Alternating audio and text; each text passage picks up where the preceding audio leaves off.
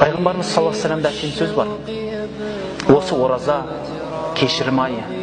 Барлық адамға Алла тағаладан кешірім келеді. Барлық адамға. Тек қана 3 адамды Алла кешірмейді дейді. Осы оразада 3 адам кешірмейді. Біреуі араққа беріліп, содан шыға алмай жатқан адам дейді. Біреуі ата-анасына ақ болған адам. Ата-анасына ақ болу деген қандай екенін білесіз ба? Егер әкеңізге "ей сен" деп сөйлесеңіз, дауыс көтеріп, сіз ақ боласыз. Сіздің көтерген қолыңыздың дұғасы қабыл болмайды. Оқыған намазыңыз да қабыл болмайды.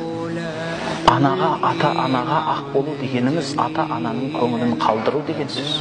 Ол адам жәннаттың иісін иіскемейді. Оразада барлық адамның күнәсін кешірсе де, ол кісі 1000 рақағаттап күніге намаз оқыса да Алла оны кешірмейді де қабыл етпейді. Үшінші адам ұрсып қалып жараспай отырған адам дейді.